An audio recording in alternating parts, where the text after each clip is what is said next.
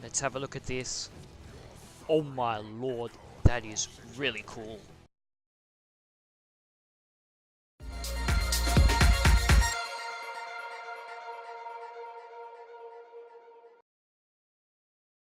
Kneel before your master! Hey guys, it's Azog here, and welcome to my guide for El Diablo, the Lord of Terror. So Diablo's in a really nice spot at the moment. He's super tanky, super fun to play, and has talent diversity. Today I'm going to go through 3 different talent trees and their unique playstyles, as well as some clips to show some examples from actual games. Before I get into talents, I want to show you the basic Diablo combos you'll need to learn. First is APOC combo. So when they're in Q range, R, Q, E, like this. R, Q, E. You'll knock them into the stun circle. Keep in mind, there is a brief second where the target won't be fully stun locked, so hypermobility characters will be able to dodge. Just make sure that their abilities are on cooldown before you use this. The second combo, when you take domination, is Hellgate, then QEQ. So once you find a target, Hellgate, QEQ, like that, and you knock them into the stun circle. This combo is extremely powerful late game, since you're not having to use your full APOC on just one target. You can use Hellgate, and then you still have APOC available for the rest of the team fight.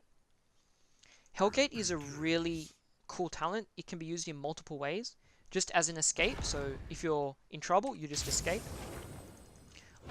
Other ways are to get a better position for a wall bang. For example, I'm looking at this blaze here, like that, and you get a wall bang. Or like, if I'm here,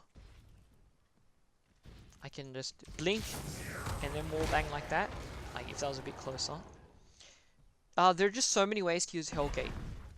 The key is creativity. Just look for different angles, ways you can just blink in, use your abilities, like that, for example, and just have fun with that talent.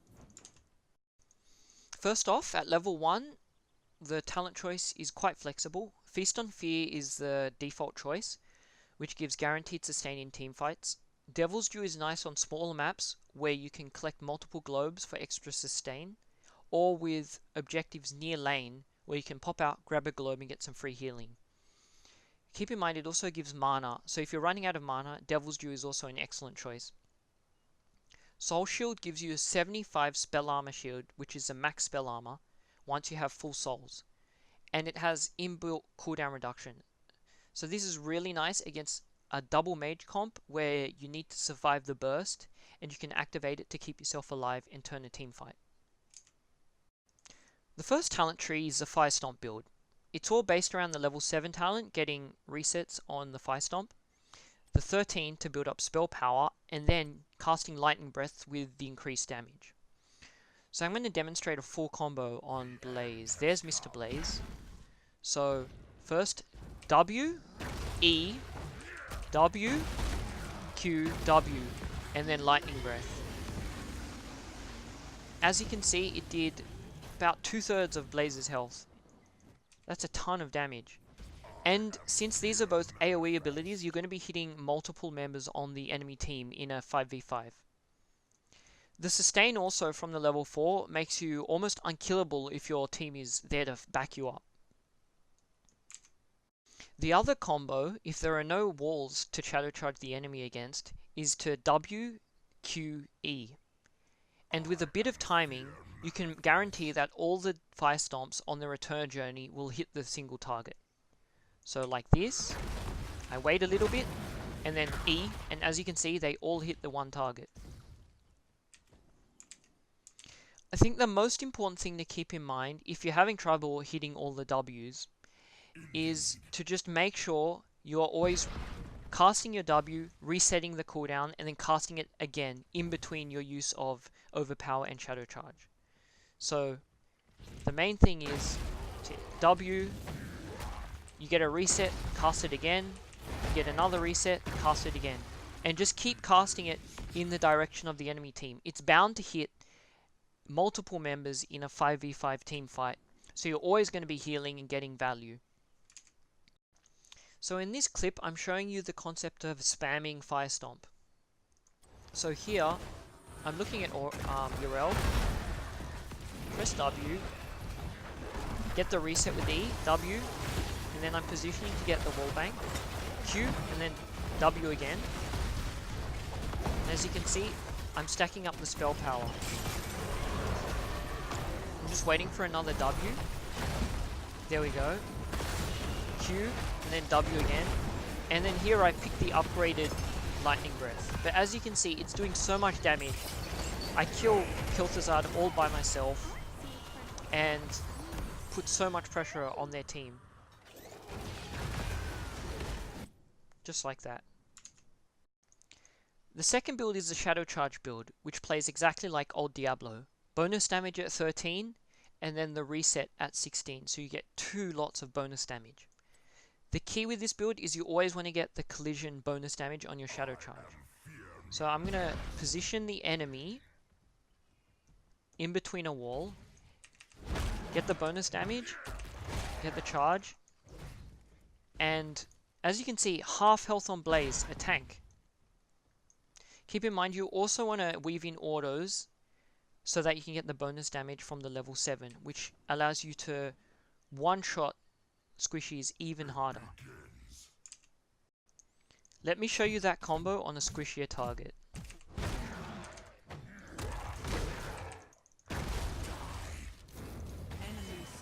Pretty much one-shot. That's quite nice. This is a small nuance for heroes with displacement abilities. So if there's a camp that outranges the towers, you can use your displacement to knock them into tower range. See, with Diablo, I can do it twice straight away. Once with the Q, knock them in, and then with the E, just flip them over. Keep this in mind in your games, and it's a really easy and fast way to clear mercs. Here's a shrine fight where I showcase the use of the APOC. Here we have a Leoric, so when he entombs a target, I'm looking to APOC instantly afterwards so the entombed target gets stunned. So now my cooldowns are ready, I'm looking for a good position. I wait for the root to come down and some of their abilities to be baited out, like the Anubrak stun. So I'm looking here, as soon as Tyrande gets entombed, I use the APOC. We get the first kill, and I see we're all quite healthy, so I look for the next target. A Q and then flip. And we get the kill, 3 kills for free, and we just win the shrine from there. Here's an example of a QEQ combo I use to completely CC lock a target. Very good. So I see a Nubrak, I preemptively pop W and then charge him. As you can see, I get the bonus damage. And keep in mind, you can see the stun duration with that little bar. I wait for the full stun to complete, and then I E, and then do another stun with the Q. That way, I don't overlap the stuns.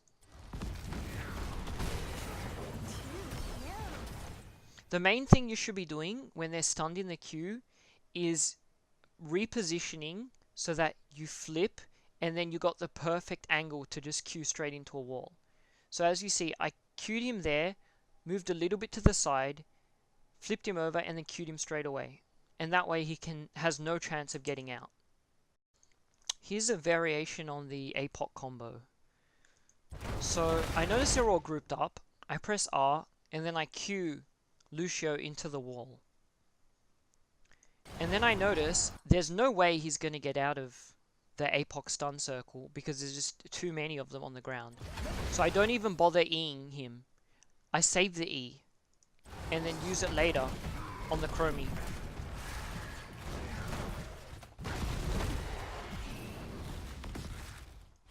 Didn't get the kill, but just shows you other ways you can use the APOC combo. Here's another example of the one-shot potential this build has to offer. Lucio is a perfect target since he's always going to be wall riding and has low HP. So I wall bang him, flip, Q, and it's pretty much a one-shot with a extra bit of Hanzo arrow. Here's me using Hellgate to try and get the right angle. So I'm looking at Muradin here. I quite don't have the cooldown ready for the Q because it would be perfect just to wall bang him right there. So I Hellgate behind. The intention was to Hellgate more here and then bang him into that wall, walk around and flip bang into that wall, which I don't quite get the right angle. So I miss the Q, but then I just follow up with the rest of the combo and then Q him into that wall, just like that.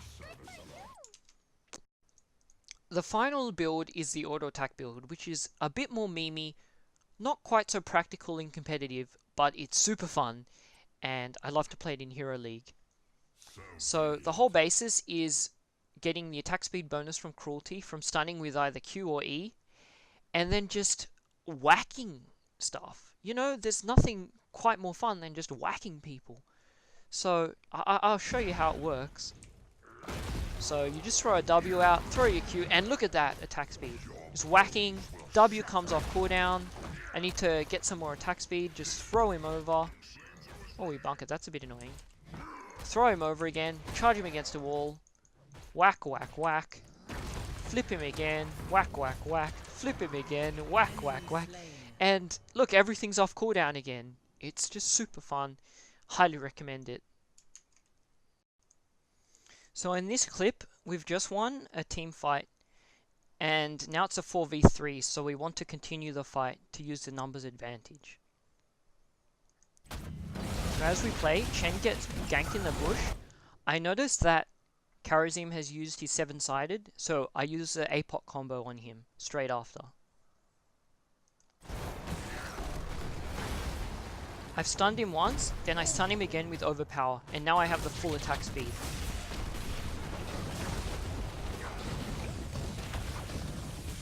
And see how much I'm healing. Even though I've run out of mana, I can still auto over and over again, just to constantly keep healing.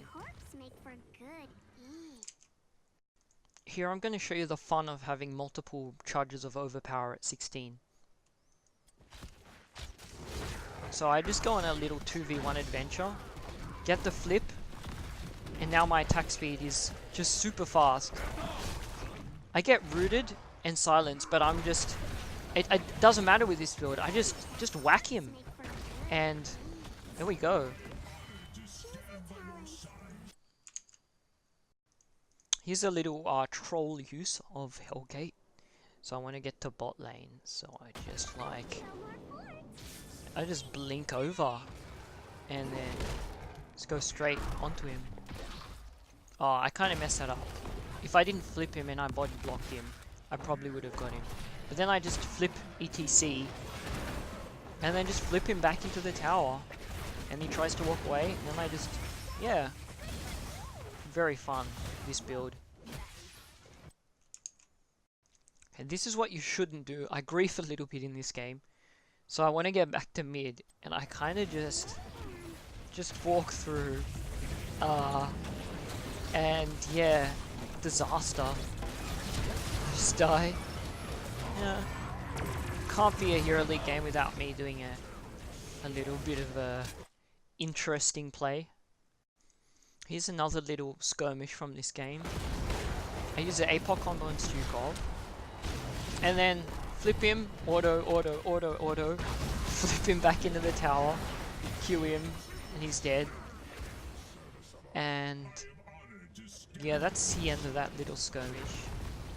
But against low mobility targets, having those extra overpowers, you just flip and flip. Oh, I tried the same thing again. Yeah, and I just die again.